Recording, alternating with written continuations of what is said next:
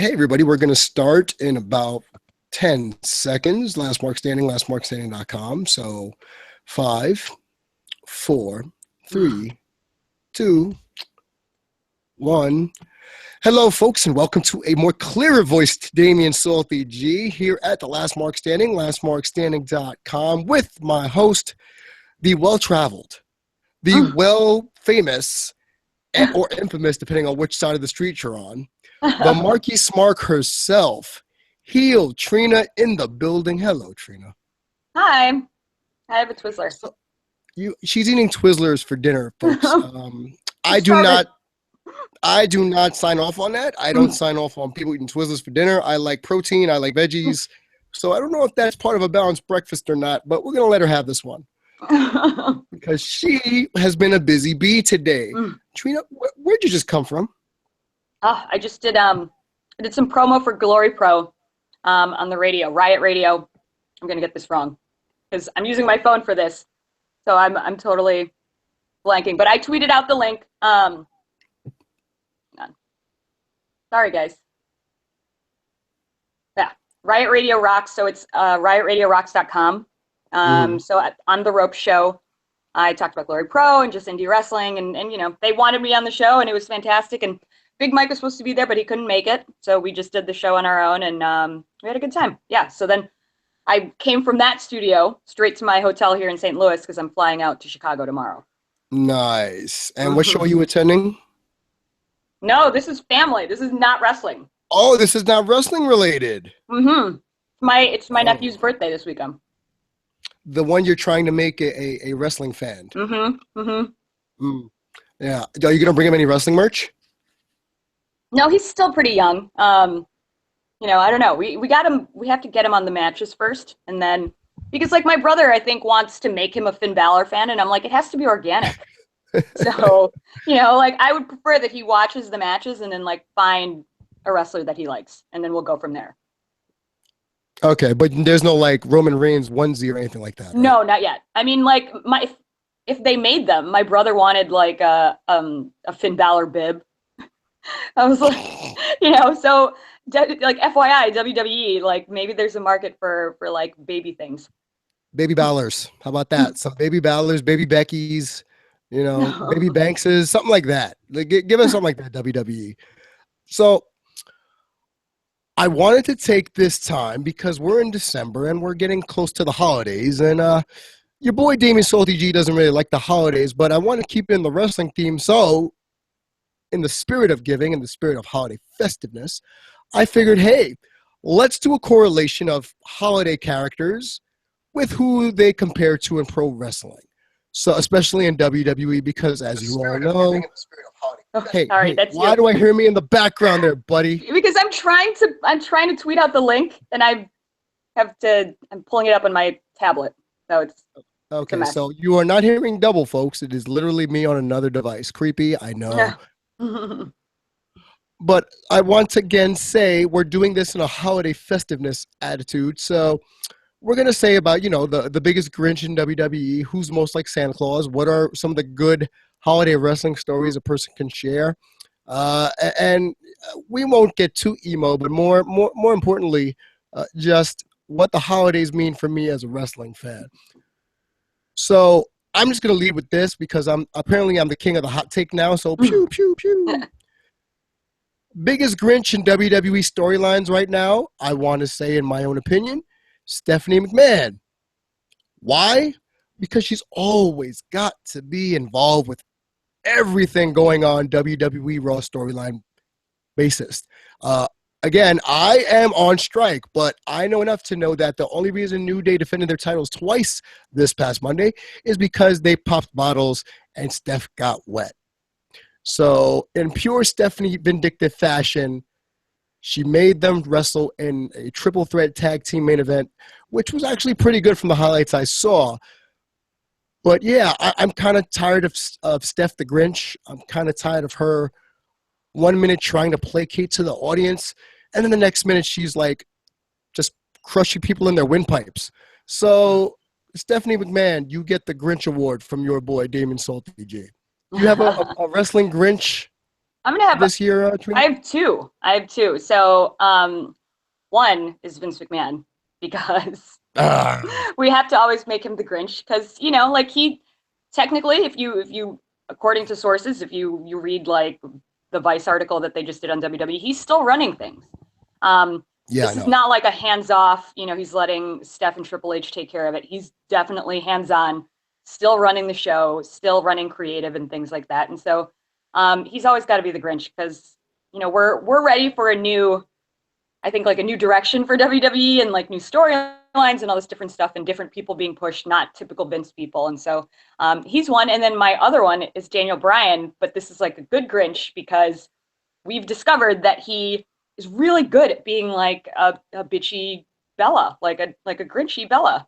Yeah, Like he's gonna be salty. I've noticed that on Talking Smack. He's got a little salt in him. I like that. yeah, it's a great side of him to see. Like it's another like aspect of his character, and who knew that he could be like such a little, Ooh, yeah, little ooh, bitch, ooh, yeah, ooh. Okay, so who is the? I'm actually thinking about this as we go on. yeah. Who do you We didn't think gets? plan any of this. No, this is one of those, like, we realized we didn't have a lot of time this week. This Yeah. was the only time we both had to sit down and record because she's traveling and I have a lot of work and wrestling commitments over the weekend. So Rudolph the Red-Nosed Reindeer Award for me means someone that's going to be the beacon of light in the clouds. That is WWE, to lead us through the darkness and make sure that we get our WWE presence delivered on time. Do you have a Rudolph the Red-Nosed Reindeer? Um.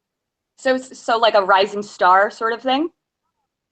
Someone who on the surface you don't think has what it takes, Mm-hmm. but if they're put, they got that potential to light the future and light us through the dark clouds as Rudolph did for Santa. Cedric Alexander.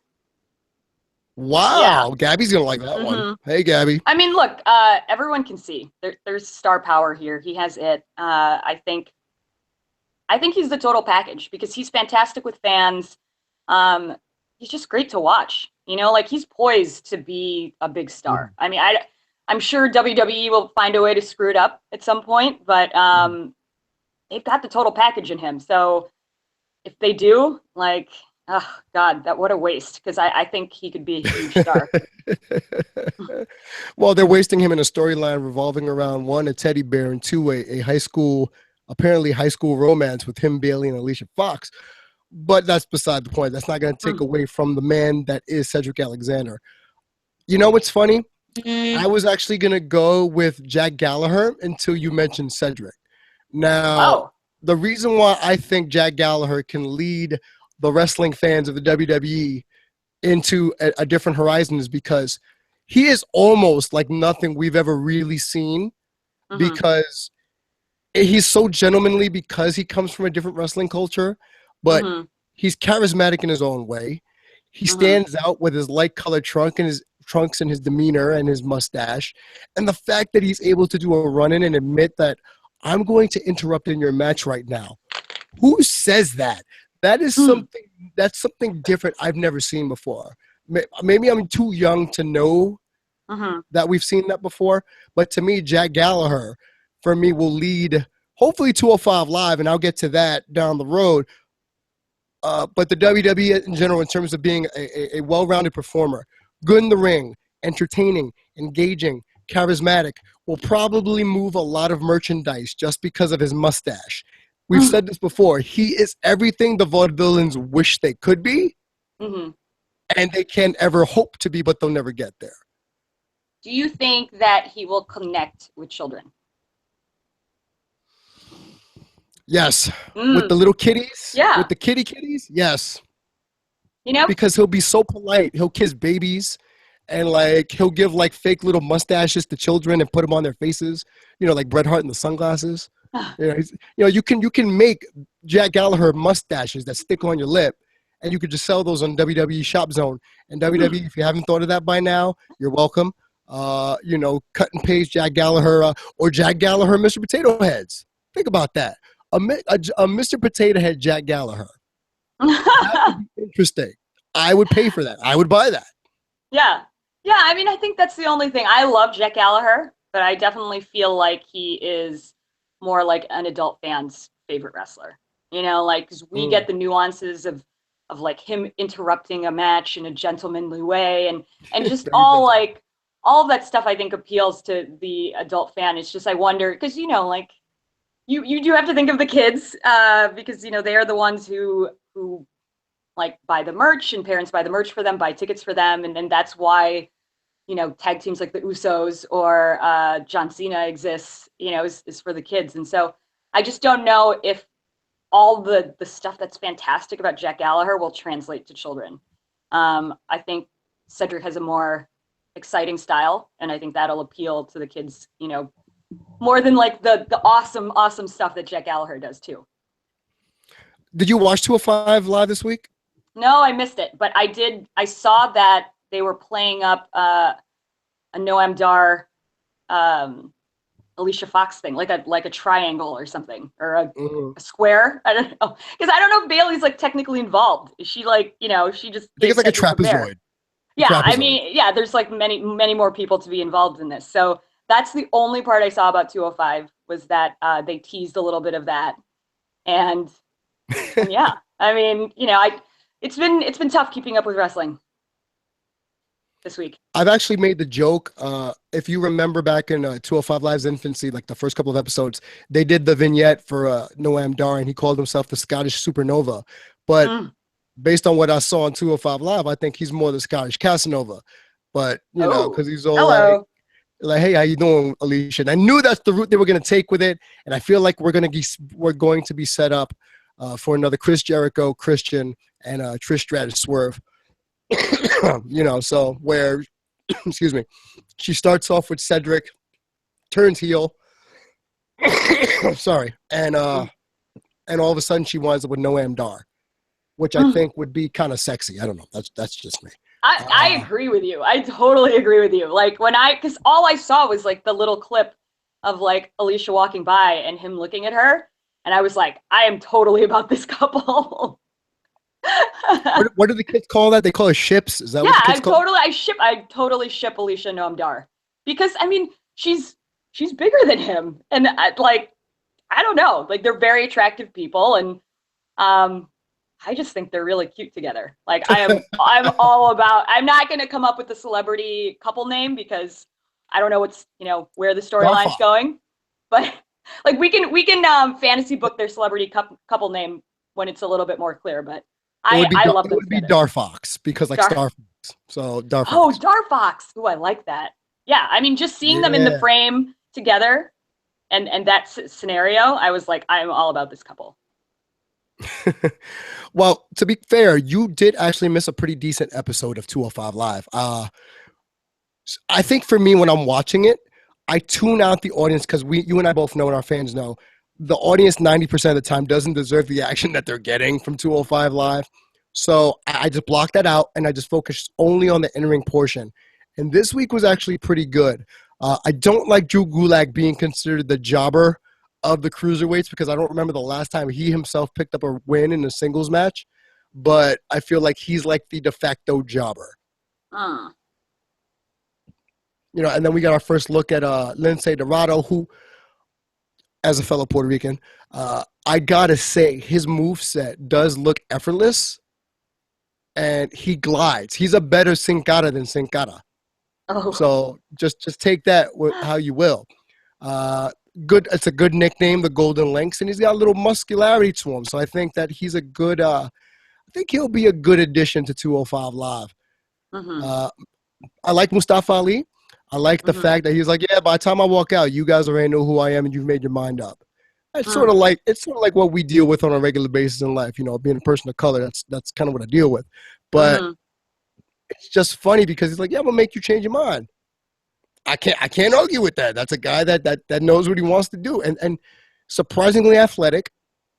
And I thought him and Dorado had really good chemistry. Mm-hmm. So I was very pleased. I love Jack Gallagher's running drop kick up the guy's chest. I think that's an interesting straight out of Mortal Kombat move Mm. where it's like I start off on the guy's sternum and I walk myself up to his face. That's kind of cool.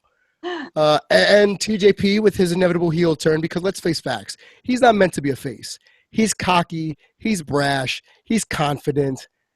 He's meant to be a heel. That's just me. I mean, your boy Swanee, the outlandish one, Rich Swan, with his wings on his trunks, which I still can't sign off on.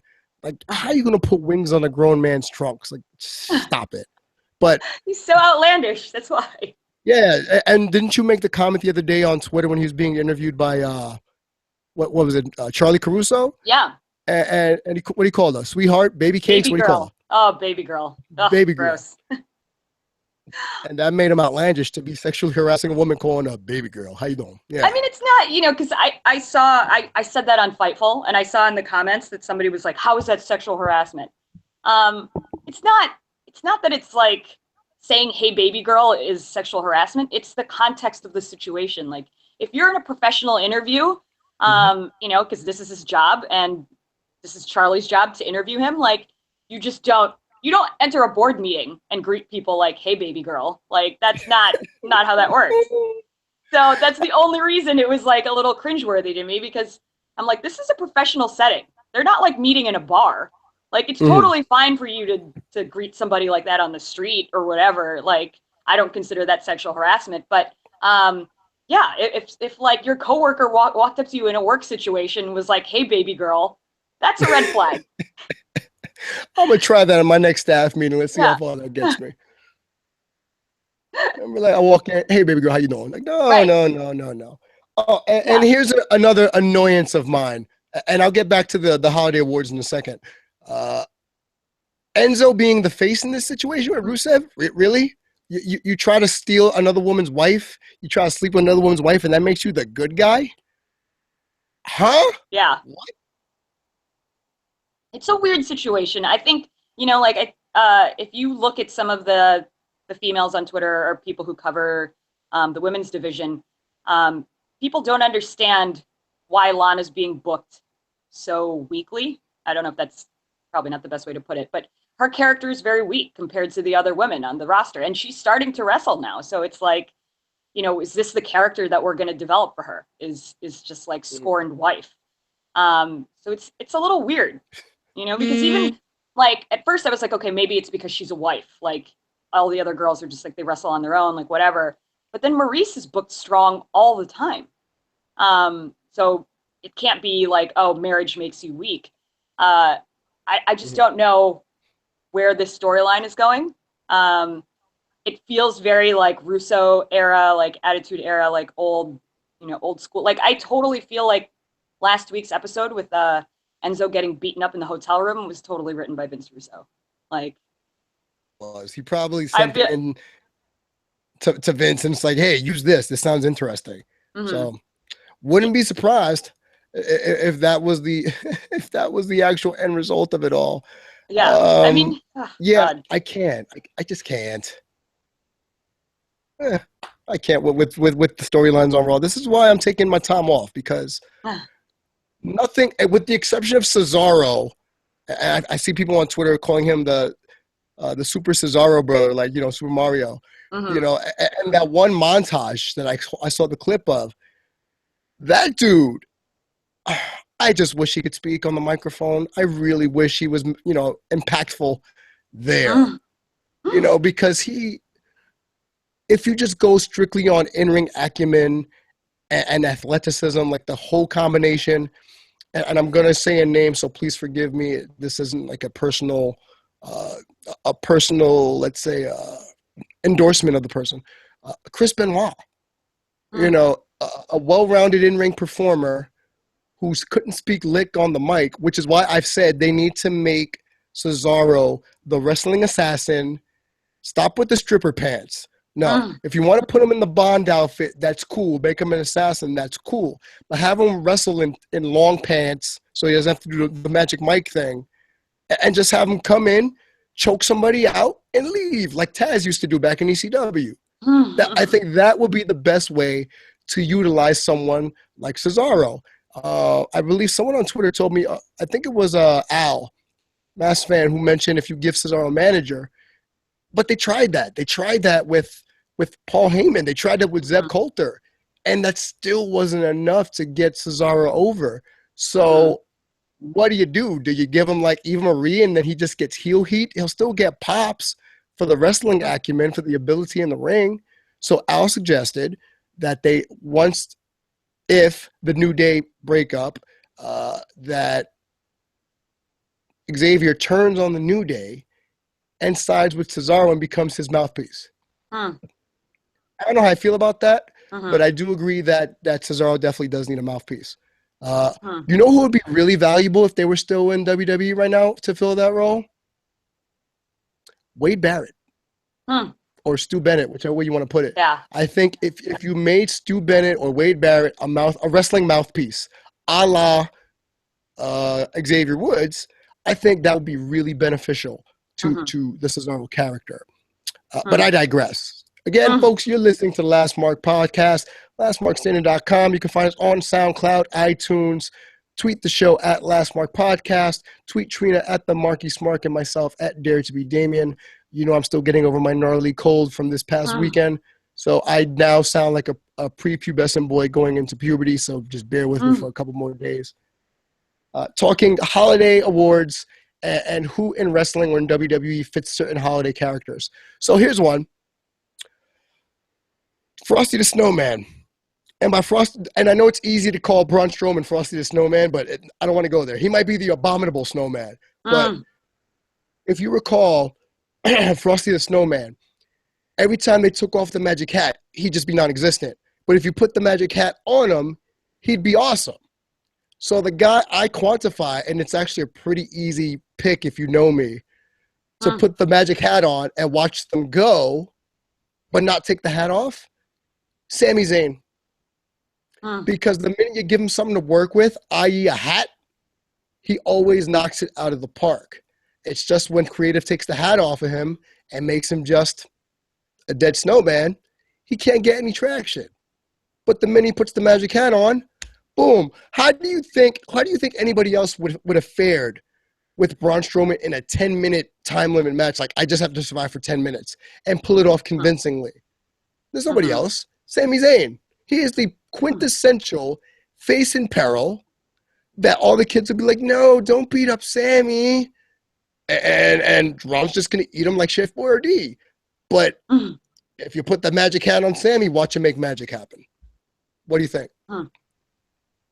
Yeah, I mean, I don't know. It's really tough. I mean, obviously, I love Sammy. Who would be yours if you don't agree? Who would be your Frosty the Snowman? I don't know. I think I misunderstand the question. Okay, do you remember the song? Yeah. So there must have been some magic in the old hat they found, and when they placed it on his head, he began to dance around. So, if you've watched the cartoon Frosty the Snowman, because that's how old we are, whenever the wind blew off Frosty's hat, he'd go nowhere. He'd just be stuck in place, not doing anything. But the minute he put the hat on, he'd be awesome. So for me, WWE creative is the hat. If you put creative on Sammy and give him something to do, he runs with it. So that's what I'm saying. For me, that would be the equivalent of Frosty the Snowman. I'm going to go back a step and go with Cesaro, because I actually book him a lot differently than you do. Okay. Because I don't give him a mouthpiece. I feel like the height of his popularity was when he was just himself, like before the tearaway suit and Cesaro section and, like playing from behind, I feel like if they had ridden that wave of like Cesaro section and people, slowly getting on his side, like he put on those great matches with John Cena, he could have been a more organic Ellsworth, if that makes sense. Like somebody that's thrust into the title, the title race, just based on like popularity alone. Pretty much what Dolph Ziggler is playing now on SmackDown.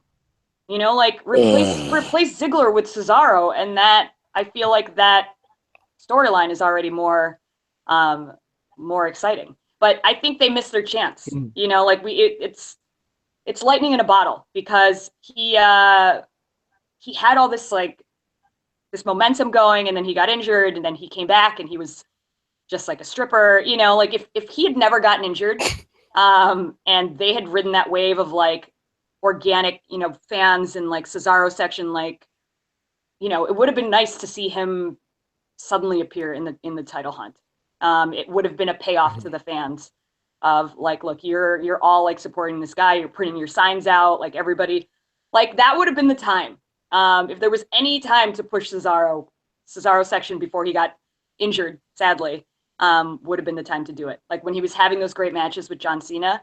Oh, God, I mean, to me, that's like what could have been, because I really feel like he could have been a big star because everybody knows he can wrestle, and yeah, he is weak on the mic, and so I feel like you need to find a time when he is riding like goodwill. You know, like everybody was on his side at that point.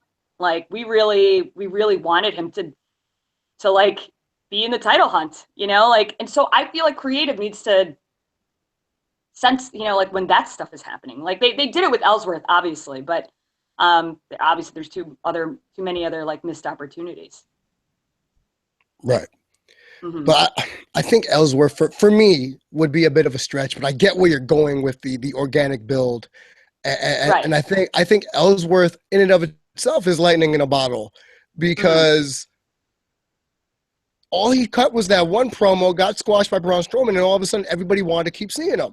So him and we've covered this on previous episodes. You know, why him and not Mr. I Love Big Sweaty Men?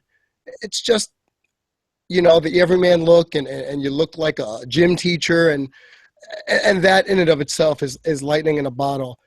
But to be fair, that is a good comparison, the Cesaro one. Like when you give him some direction, he does take over. He does, you know, do his job, and he's freaking good at it. That's the long and short. Right. I mean, it's amazing because, you know, just given like that little, and this wasn't a push by WWE, just given that little push by the fans of like Cesaro section. I mean, he was like a different person to me, you know, like he owned it a lot more. You know, and it's just like, I wish we could capture that again for him because he's so talented. And I really wanted to see what would have played out if he had been able to like, you know, not get injured and ride that wave and you know, God, Cesaro is a champion. He's awesome. I mean, we saw that. So you didn't see it on Monday, but he had an awesome sequence of moves. Oh, I saw the sequence online. I saw that. Yeah, I mean, he's clearly like he's head and shoulders above a lot of people. And he has like the it factor, you know, it's just like just missing parts here and there. And it, you know, like the mic work and obviously, and it's like, you know, it's tough to recreate moments like that. You know, like I just don't believe they have to happen organically. You're right. Right, exactly. Because it's like as much as we all love Cesaro, we don't love him as much as we loved him during that time that he was having awesome matches with John Cena. Like that was the time. And Roman Reigns also. Yeah, that was the time to do it. Let's see. Oh, here's a fun one. You remember the Charlie Brown Christmas? Sort of. I don't know. I didn't have like the same upbringing as everybody, so. But anyway, okay. Have you ever seen the Charlie Brown Christmas special? I mean, I have, but I haven't really, you know. I feel like when you watched it as a child, you paid a lot more attention. Now I'm like, oh, that's the Charlie Brown. Okay, the Charlie Brown tree. Better? Okay, yeah. Like it's like a sad tree. People, yeah, it's just a dilapidated, sad thing. But to others, it's the most beautiful thing you've seen. So who, in your opinion, in WWE, fits this description of just, it shouldn't work, but for some reason it works? You know, because you see it as something worthwhile. Because I have one in my mind. I'm thinking about it as I sort it out. But do you have anyone that fits that description, or do you want me to go first? Go first. Yeah, I have no idea. So my Charlie Brown Christmas Tree Award goes to Luke Harper, because he looks like a dilapidated Christmas tree. Let's just put it that way. But if you look at it with a very keen eye, you can see the beauty in what Luke Harper does in the ring. I know people have compared him to Bruiser Brody and Stan Hansen, but those guys were never as technically sound as Luke Harper is. He can go. If you took him out of the swamp gimmick and just made him, let's just say you shave him You make him into an Olympic level athlete. You know who you got? Jason Jordan. Mm. I think he's that athletic for his size. I think if you cleaned him up, you could put him on a poster. You can see him in the main event if you just shaved his beard and make him not come from the backwoods.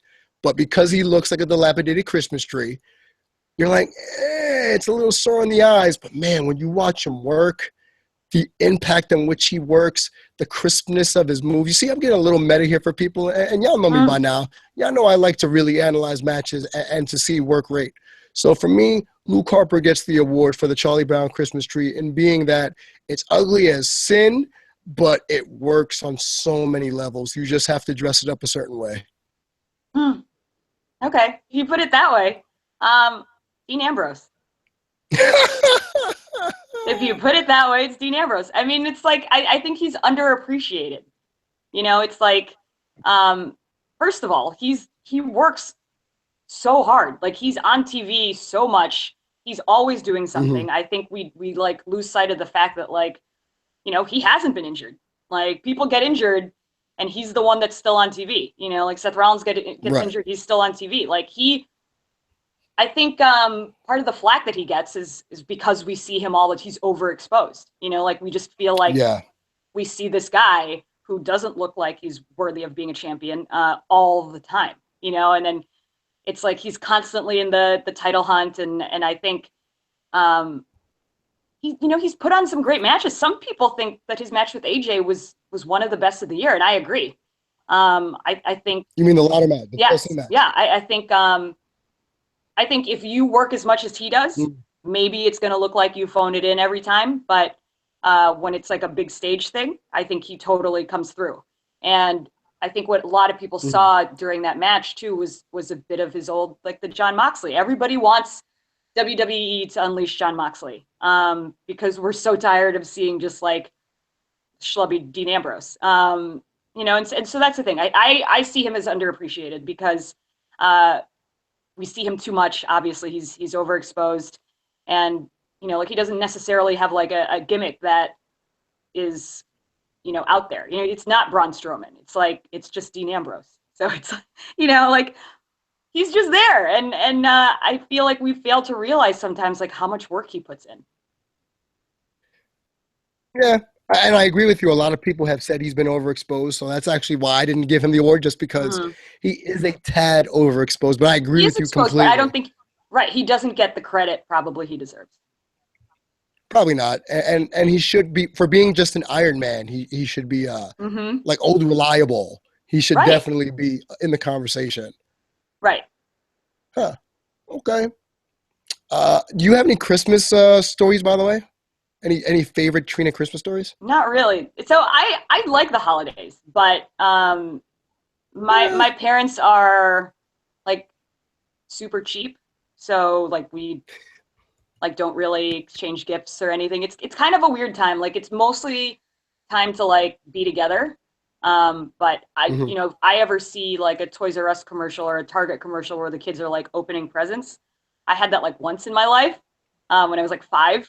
And then that was it. Like, I think it was like my parents wanted to do like one American style Christmas. And so like we did the gifts under the tree. And I mean, you know, they do this in the Philippines too. Trust me, my cousins, but you know, my mom grew up poor. And so like giving gifts is really a weird thing in our house. So when we did get gifts for Christmas, they were usually like utilitarian.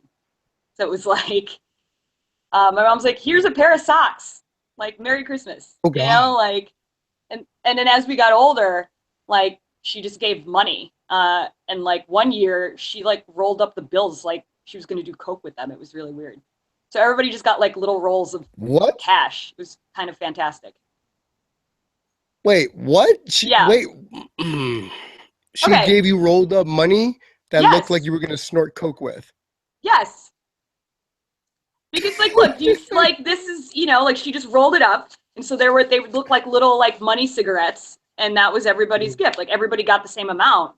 So it was like, you know, here's like a rolled up $100 bill for you. Here's a rolled up $100 bill for you. Like, you know, that was her way of like making it festive, because my mom does everything for the holidays.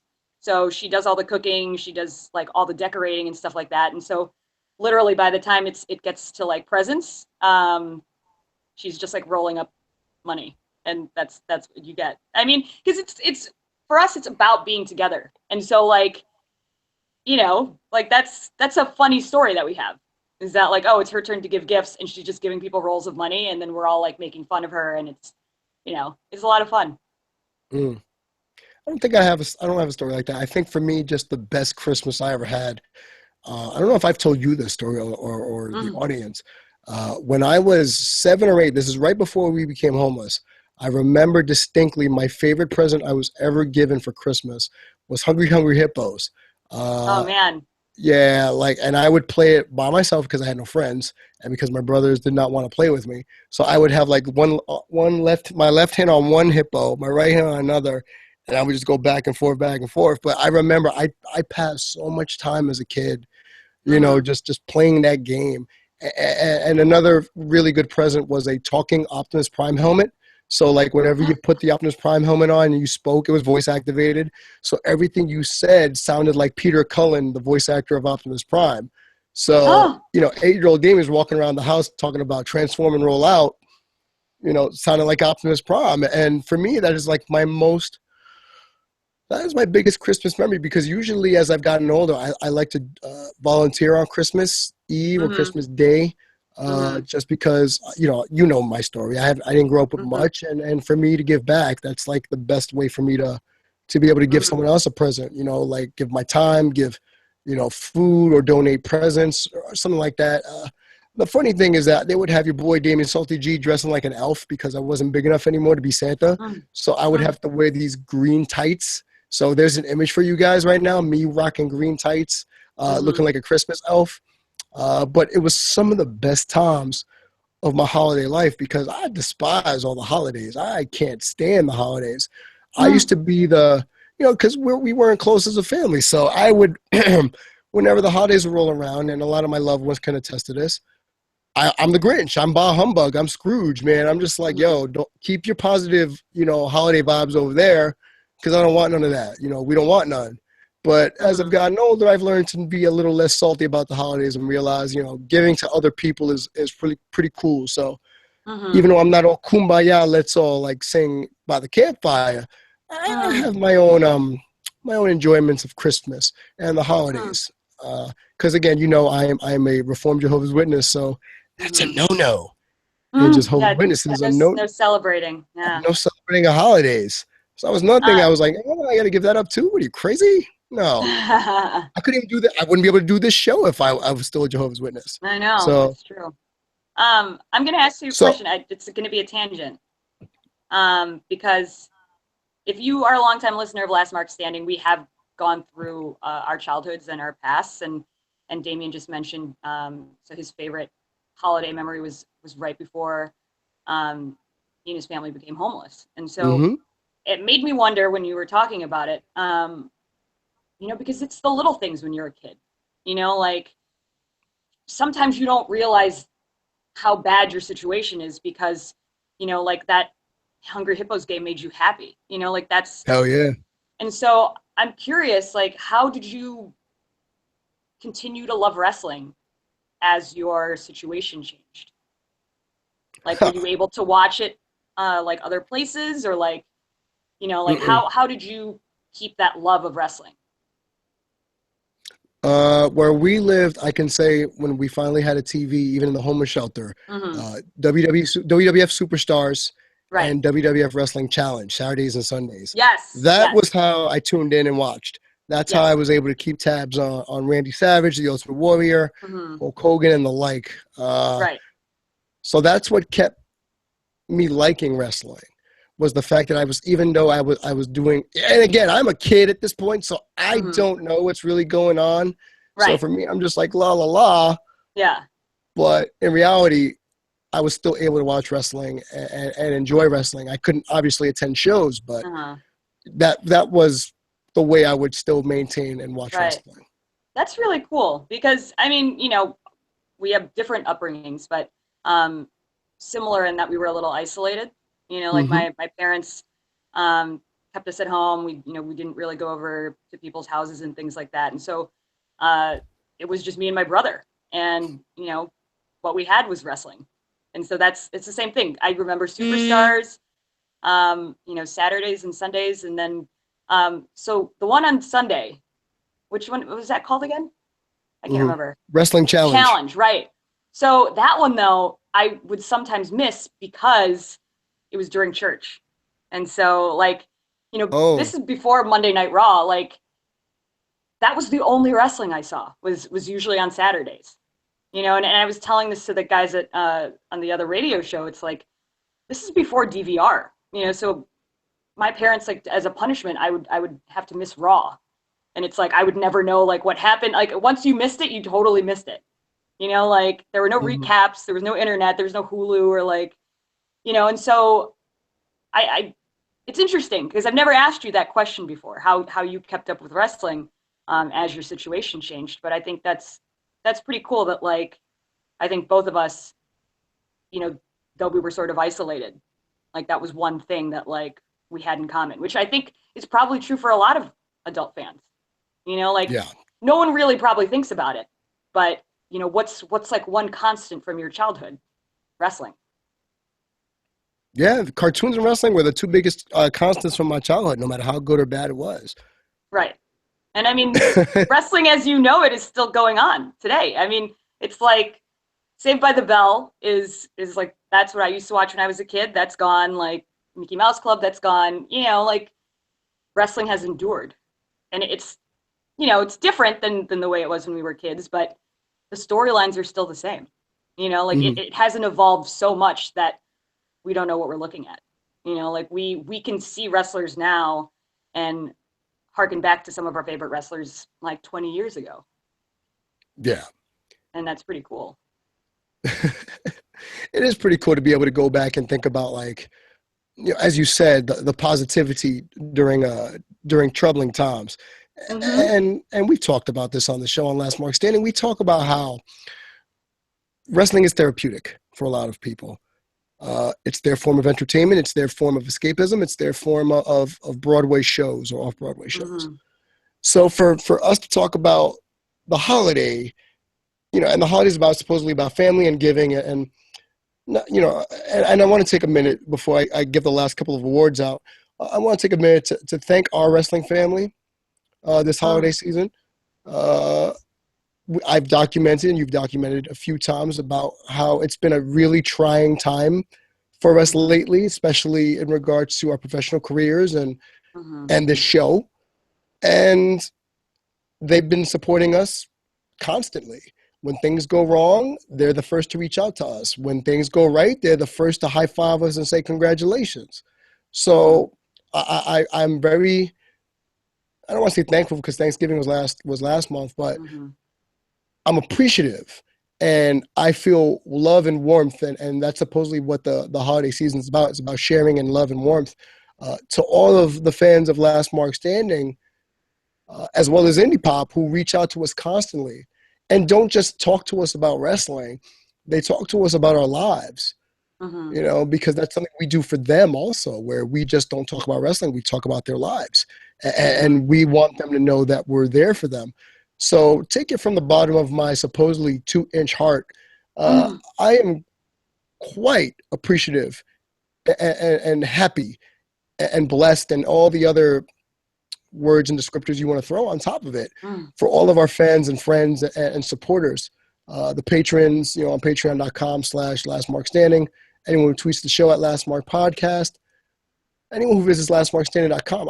I just have, it's been a real rough, and I can speak for me and Trina can speak for herself. It's just been really rough the last month or so. So thank you. Thank you for helping to make my holiday, or my holiday time, which I don't really like, a more enjoyable experience. And I mean that from the bottom of my 2-inch heart. Oh, stop. It's way bigger than that. It's 2 inches, man. My heart is 2 inches. Let's just. Yeah. I mean, I feel the same thing. And it's almost a little different for me because, because we don't really like do Christmas like really big in our family. I find this time to be really reflective for me. And I find myself just looking back on the year and looking at what I was doing, last year this time and comparing those things. And that's the big thing that comes to me is that I didn't have all these amazing wrestling friends a year ago. Like I had just started, I think, like live tweeting Raw. A couple people thought I was funny or whatever. Like I never would have imagined my year being the way that it was, and meeting the people that I've met and just getting to know like really great wrestling fans and great people. And this is like a dream. It's still like a dream, and it's like when things get bad, like you guys are the ones that I fall back on, like even as hard as I try sometimes to like crawl into a hole, you guys pull me out. And so it's been a really, really fun ride, and I'm really grateful for all of you, and grateful that we get to do this. And we've done so much like in the year. Like let's keep it going. Let's keep connecting people. Like let's like keep being good to each other. I think what we have coming here in the next couple of years, there's a lot of uncertainty and people are on edge and things like that. But I have to say that I know our fan base is just, they're really good to each other. They're good to us and they're good to each other. And I think we should keep doing that. Like, I don't know. We've done something special here. Like, let's do what we can to keep it going. I'm touched and honored and very, very humbled to know that people want us to keep doing what we're doing. Unfortunately, I gotta get out of here soon, so I want to switch bases really quick to the last couple of awards. This one's easy. The Abominable Snowman Award goes to Braun Strowman just because I'm not messing with that guy. He would eat me, and he probably would pick Sami Zayn out of his teeth with me. So, Abominable Snowman Award, without saying, goes to Braun Strowman. Then they should probably just start calling him the Abominable Braun Strowman. I think that would be. I think that would be fine. I think he would get that award for you too, right? Yeah, of course. Of course. Yeah. So let's finish it this way. Who's Santa? Who's the one that brings all the joy to wrestling fans and all the presents to us wrestling fans in WWE? I think the answer is obvious, but I want to hear yours first. For me, it's KO. Really? Yes. Wow, because, I almost fell out of my chair. Yeah, I mean, to me as a wrestling fan, as somebody who appreciates the art of wrestling, he's a gift that never stops giving. Like he just keeps getting better for me, because I think I've talked about it before. I wasn't necessarily really that familiar with him on the indie scene, before he came to WWE. And, so I was looking not for reasons to hate him, but I was looking for what was so special, because everybody was like, he's awesome. Like, and I'm like, okay, show me what's so great about this guy. And he, week after week, just ups his game, shows people what it's like to be a heel, like really to live that life and like live the gimmick and always be selling. Like that's the thing that I get from him, is that even when the camera's not on him, he's still selling. And so he is the gift that keeps on giving to me, because it's like, if you told a non-fan to just watch him, like, I think they'd be in for a show. Like he's just always working, super dedicated, like, so now it's like, I want to see all his matches from the indies. And I mean, at the end of the day, for like all the bad that Raw can be, I find KO to always be the good part of it. Him and Jericho are probably the two biggest gifts that we've gotten this wrestling holiday season on Raw. Definitely, they're the two biggest. That's what I can say what they are. They're the two best Christmas presents I could ever ask for. Like actual gifts. I'm going to say AJ Styles is my Santa Claus. Yes. I agree with that one too. For 2016. Because that man just keeps delivering present after present after present and does it with a smile. And dude, he is just the epitome of a wrestling Santa Claus because he always delivers. Yeah. He always delivers presents to all the good little girls and boys who watch wrestling. He's so good. You like how I made that comparison, right? I That's know, pretty. right? Oh gosh, he's so good. Well, it's funny because I said KO, and there's like a GIF that's been going around Him laying of down his face. yeah. Well, no, they're matched or like a PWG match of theirs. Um, Oh yeah, AJ versus Steen. That's right. I've yeah. seen it. I mean, it's just like God, these guys are so good.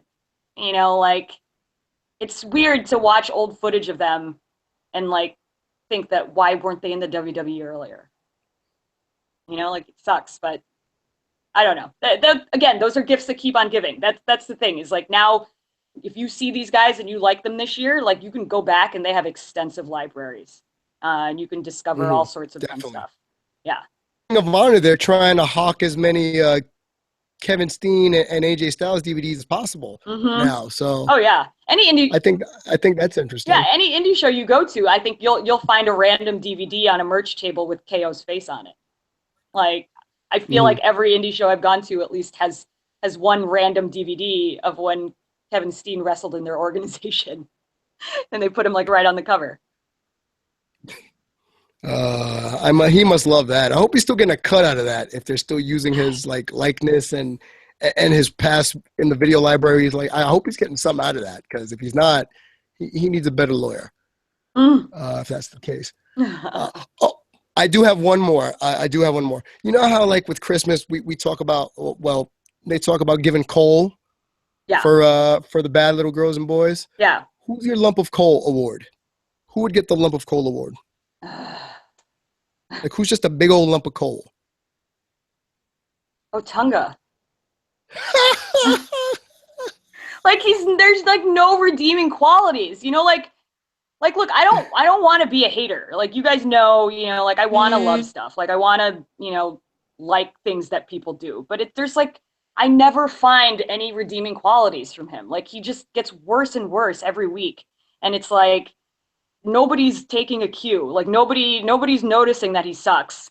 And so he just keeps doing his like shtick. Like he doesn't evolve at all. Like he just keeps Mhm. being crappy and annoying. And it's like, yeah, it's pretty much like when I tune into SmackDown, it's like opening my like little, my presents and finding a lump of coal.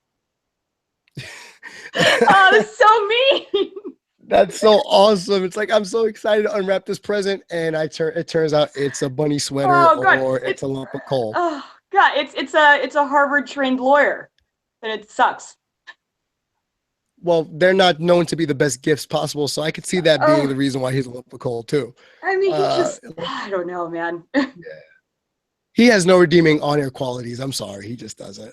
Like No, aside from the fact that Jennifer Hudson's his wife, is there any other redeeming qualities about David Otunga? he kind of dresses well, but I mean, I don't really care about that. Corey dresses well too, and he's fantastic. So Yeah, we love I Corey don't know. Graves. Yeah, there's just I no love Austin Aries and I love Corey Graves exactly. right. I mean, that's the thing. I think people generally show improvement, right? Like you can look at the beginning of the year and then look at what you've done at the end of the year and what you've accomplished. Like Right. I think you can say that for almost any superstar. I mean, look at Breeze Dango; they're totally different now. But like Otunga just like sucks all the time, and he has not stopped sucking, and he's not gotten better. So, full. My coal is I think you know who the answer is actually. If you pay attention to the last mark standing, you might know who my answer is. Is it Eva Take a Marie? guess, Trina. Yeah, Eva ding ding ding Marie. ding ding ding ding ding ding. You are the winner, Trina. Because Eva Well, Marie is my big lump of coal. Because think yeah, about this.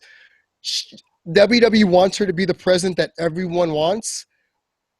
She's the present I would return, like or gift or re-gift to somebody, because I don't want it. So you yeah, can have it.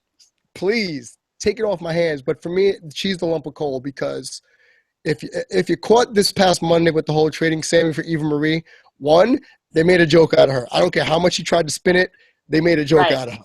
Number yeah, two, when she went like on Twitter and was like, "Oh, I'm trending on a show I'm not even on," like, and she's pumping that up. No, you're trending because you're a joke. You're a joke, and you're being made a joke, but you're making it seem like you're not in on the joke. So let you know mm, you're a joke. You're a lump of coal. I want to say anyone who's not a Total Divas fan, does not like that present of Eva Marie. Like if she was the one that came up with the gift of Eva gimmick and not Jericho, I would give that back in a heartbeat. Mm. Yeah, because she Cole. hasn't, to prove your point, she hasn't really evolved either.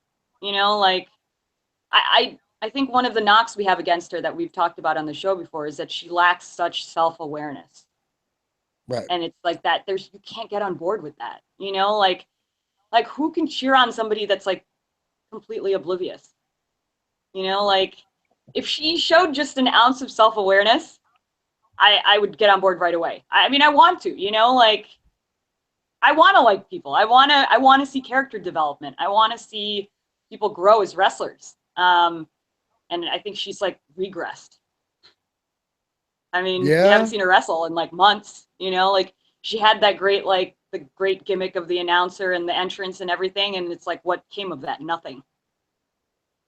Now she's now she's like, I mean, she practically was a lump of coal because that was the comparison, like to insult Sammy, like this, we're trading you for like this useless lump of coal, Eva Marie. Oh, we're so salty. By the way, how annoyed would you have been, honestly? Because I thought of you the minute I heard it. Yeah. I'm thinking, oh my God, this is not going to end well, Trina. No, because I totally bought it. Like I got swerved. Like, we were talking about it on Fightful that like everybody knew right away that like, oh, they're, this is just a ploy, like whatever. No, I bought into it. Like the second he said Eva Marie, I think I tweeted in all caps, like F everything, like I was ready to like throw the phone. Like I bought it immediately and I was just like, you gotta be kidding me. Like, I almost like blew up. But I think part of it was that segment was so like awkward in that it had like real emotion in it. Like you could see like Sammy like just like flabbergasted kind of. That, I don't know. Like I wasn't as outraged as you think I was because I was busy feeling bad for Sammy. Like I was busy seeing how he was reacting and how he was going to handle this situation. But I was really mad. I tweeted that out, but good for them because they created like a human situation. Like it. Right. I felt it clearly because I got angry about it. And me, anytime wrestling can make me feel something, I'm all about it. Even if it makes you cry, makes you angry, makes you happy. Yes, okay, right. It's all in one. Like if an episode does all of those things, then that's good wrestling. Okay, I can sign off on that. Yeah. But definitely, she definitely is my lump of coal. I just can't, man. Like, no, I don't want this president taken back. Take it back to the lost and found, never to be found again. I agree with you. So I'm looking before we leave, I'm looking in the chat, and our friend Patrick says, if Eva gets even remotely competent, she could be a great heel. The antithesis of everything people want out of the women's revolution, quote unquote. Yeah, right. That's about right. We've said this before. She could be a female Roman Reigns if she actually had talent. Like, because that's the thing. It's like for all the stuff that people say about Roman Reigns, like the dude can wrestle. Like he's not AJ Styles, but like he can go. And it's like if she had just an ounce of talent, like, and then she was getting this like this generic push or whatever, this like manufactured push. Easiest heel to hate. Easiest. Oh, definitely. Yeah. If you go back and watch the match she had with Bayley in NXT, where they had it where Charles Robinson was the guest referee, like all the chips were stacked against Bayley. I have never seen a crowd that angry at a wrestler since One Night Stand, Cena versus RVD. Like that is the most vicious crowd I've seen against a WWE wrestler in my life, aside from that match at One Night Stand Part 2006. So I agree. She's a heat magnet, and if they made her a valet or a manager like a Maurice type, she would be so much better at her job if she would just be Maurice. Get involved in matches. Spray people with arrogance. Like the Rick Martel spray. Just getting involved. Do you think she could even pull that off, like convincingly? No. I don't think so either. Because Maurice, I actually commented on that. Maurice's acting is getting so much better. Because I was just watching SmackDown and I I had the volume down because I was on a call, and I just Mhm. based on her movements, her facial expressions, she was really good. So it's just like now that Maurice exists, there's no way for Eva Marie to be another kind of Maurice because Maurice is just too good. Like True. everything Eva does is just going to suck in comparison to Maurice. Well, because Eva's gonna suck. Oh It's just that simple. She's gonna suck. God. So let us know what you think, guys. Tweet the show at Last Mark Podcast. Tweet me at Dare to be Damien. Tweet Trina at the Marquis Mark. LastMarkStanding.com, or you can listen on SoundCloud and iTunes, respectively. I want to give a shout out to our we actually have sponsors, Trina. Oh, If you I didn't go to know our this. Patreon page, yes, if you go to our Patreon page for $10 an episode, you can be called an official sponsor of Last Mark Standing. So patreon.com/lastmarkstanding. Dan Jensen, who you know through Mm-hmm. Twitter, and I know through Mm-hmm. Twitter, is one of our sponsors. So Dan, thank you for being an official sponsor of Last Mark Standing. Dan is the And best. yeah, he really is the best. And I hope I get to catch him soon at an event, Mm-hmm. indie or otherwise. And IndieRob07@gmail.com likes our work at Indie Pop. So he's willing to help us out here on Last Mark Standing. Oh, So good.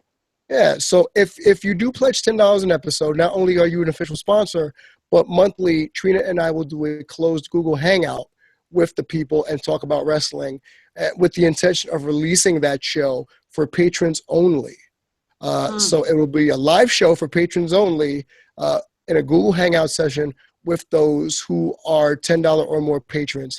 For $5, you can become a part of the roll call, which you've heard me say at the end of most of our broadcasts. So Miguel Rodriguez, Max Fan, Chris Cunningham, Christy Schoper, Mimi Shells, you are all part of our roll call. A lot of you are our ride or dies, our day one Mm. all days. I will see a lot of you, and I know Trina will see a lot of you at Glory Pro in February, Mm-hmm. February 19th. Yours truly will be making the journey, along with friend of the show, Rick Castle, to partake in Glory Pro, where we will have a mini Last Mark Standing connection / reunion with Yeah. Josh, with Gabby, with a few more people who are trying to make the trip. So that's going to be pretty fun. I'm looking forward to it. You can catch us on Indie Pop with the New Age Insiders Network. We usually record our episodes on Sundays because the weekends when Trina and I usually go to independent shows. House of Glory's got one coming up with the Broken Hardys as well as the Dudleys. The rumor is it's a TLC match against Private Party at EFYOB. I'm looking forward to that. Also, I'm going to a really, really indie show on Friday. I believe it's BCW. Correct me if I'm wrong, but it's going to be again at the Queen's Elks Lodge. So I will be there along with Rick Castle. And we're bringing a new fan who's never experienced wrestling. So Yay! Matty Ice, as we call him, will be shown what independent wrestling is all about, and he gets to see how Rick and I act at independent wrestling shows. So that's where you can find me this weekend, either at NYC Arena for House of Glory on Saturday or the Elks Lodge in Queens Boulevard for BCW Wrestling. Tweet the show at Last Mark Podcast, Trina at the Marquis Mark, myself at Dare to be Damon. Trina, are you going to be anywhere this weekend, or is it all family time? It is all family time. Like I said, it's my nephew's birthday on Sunday. Just all family time, and maybe, I don't know, get my parents to watch the podcast every once in a while. We'll see. That'd be nice. So It'd be nice to get your parents to watch. I yeah, appreciate it. yeah. So it's family time, but I'll be repping. I have all my wrestling shirts and whatever. So whenever I can, I'll be repping Last Mark Standing and wrestling when I can. Also, big shout out to Vacated Title, our boy Ben Shaw. Yeah, he does a lot of our graphical work. He does a lot of our T-shirt designs. So go visit him on Twitter. He's a great friend of the show, but he's also really intelligent and really passionate about what he does. He's appeared actually on other podcasts as a commentator, and let me tell you, he's pretty decent. He's pretty good. I think we're a little bit more. Accent. Yeah, his Awesome. accent. He told me that his accent's the reason why his wife fell in love with him. I thought that was great. So go check Ben on Twitter at Ben Shaw. Vacated Title is his design company. Does really good work. So give him a shout when you can. And anything else, Trini, you want to say to the audience before we head on out of here? Thanks for sticking with us, you guys. I mean, I didn't really say that correctly. Thanks for sticking with us. Yes, not sticking us, Yeah, sticking sticking with with us. us. Because obviously, tough holidays are tough, I think, for everybody, because it's just stressful time. And so and people are all riled up. So, we appreciate you guys for sure. Yeah, and I promise you, I will not sound like a prepubescent boy by the time we do our next episode because I feel like I'm about to hit puberty, so I'm crossing over from like young Gohan to adult Gohan for you Dragon Ball Z fans, or young Trunks to adult Trunks. So hopefully, I'll have my voice back, even though Trina wants me to keep the old Bass and Nova voice that I listened to indie pop. So check that out if you want to hear my anime villain voice on Indie Pop on the New Age Insiders Network. So we'll see you next time, folks. Have a great weekend. If I don't talk to you, have a great holiday season. Later. Bye, guys.